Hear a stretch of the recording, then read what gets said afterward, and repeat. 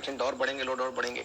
देखिए ब्रजेश मिश्रा जी, हम लोग पहले भी कई बार डिस्कस कर चुके थे आपके चैनल पे, मुझे ध्यान है हम लोगों ने जब भी डिस्कस किया तो बोला था उस समय कि हमारी 70% जो आबादी है वो गांव में रहती है। अगर एक गांव में वायरस पहुंच गया तो शायद कंट्रोल करना बहुत मुश्किल होगा, क्योंकि हमारा जो 80% इंफ्रास्ट्रक्चर है, डॉक्टर्स, नर्सेज, हॉस्पिटल बेड्स, वो कन्फाइंड है टायर 1 सिटीज को, जो बड़े शहर है वहाँ पे भी। तो मतलब सिर्फ 20% इंफ्रास्ट्रक्चर है जो हमारा गाँव में बसता है। तो इसलिए ज़्यादातर पेशेंट्स को क्या होगा, आपको हायर सेंटर रेफर करना पड़ेगा। वो जो डिस्ट्रिक्ट हेडक्वार्टर्स हैं या जो मंडल के लोग हैं, मंडल के जो जिले अस्पताल हैं या फिर मेडिकल कॉलेजेस में, वहाँ भी ऑलरेडी ओवरलोडेड है, बिकॉज शहरों में भी ऑलरेडी पेंडेमिक अपनी चरम पे पहुंच चुका है।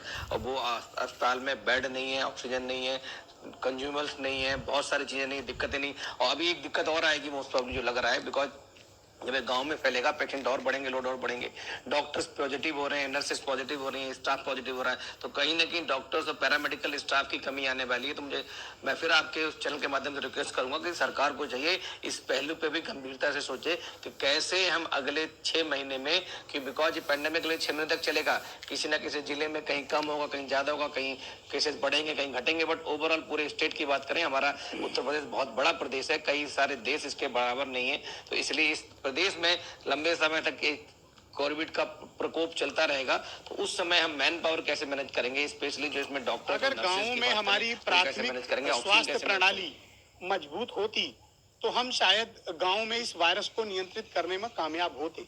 क्या आप भी ऐसा मानते हैं कि ग्रामीण क्षेत्र में जो हमारी स्वास्थ्य प्रणाली है वो एकदम से बहुत ही बुरी हालत में है, जिसके कारण ये संक्रमण का ग्रामीण क्षेत्र में विस्तार बहुत भयानक और बड़ा है?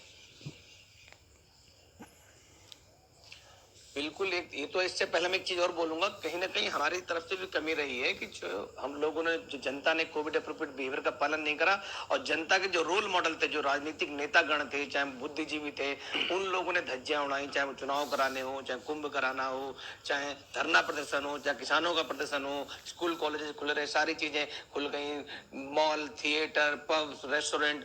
तो ये कहीं ना कहीं हम लोगों ने जल्दबाजी करी, हमने देखा नहीं कि यूनाइटेड किंगडम जैसा देश, इंग्लैंड जैसा देश तरस रहा था, जूझ रहा था सेकेंड और थर्ड वेव से, वहां लॉकडाउन चल रहा था, जबकि वो लोग अपनी जीडीपी का 10-12% पैसा खर्च करते हैं हेल्थ केयर पे, तो हम लोग तो उनके सामने 10% भी नहीं करते, उनका खर्च करते हैं।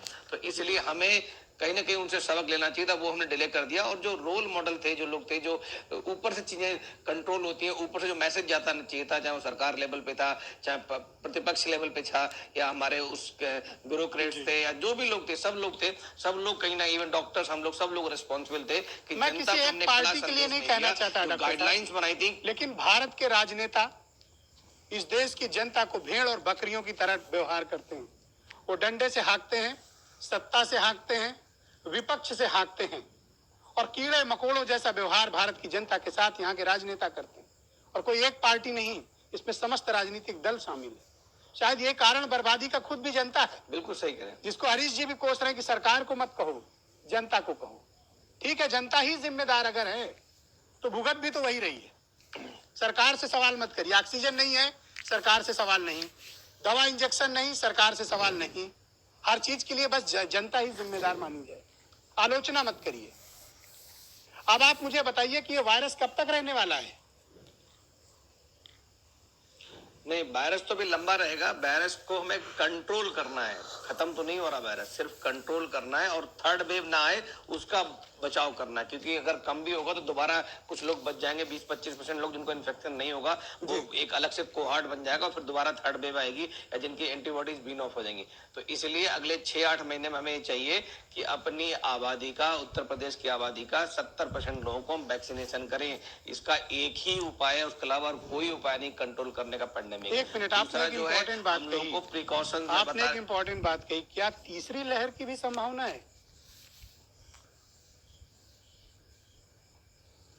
बिल्कुल संभावना है। मैंने, आपने भी देखा होगा बहुत सारे देशों में ऑलरेडी आ रही हैं। तो अगर इस नॉर्मली क्या होता है, वर्जिन पॉपुलेशन होती है, जो ससेप्टेबल पॉपुलेशन होती है, जो हाई रिस्क पॉपुलेशन होती है, जिसको इन्फेक्शन नहीं हुआ होता है या जिसको वैक्सीनेशन नहीं लगा होता, वो लोग ससेप्टेबल होते हैं। अगर उनकी संख्या 20-25% से ज्यादा रहेगी तो तीसरी लहर भी आ जाएगी।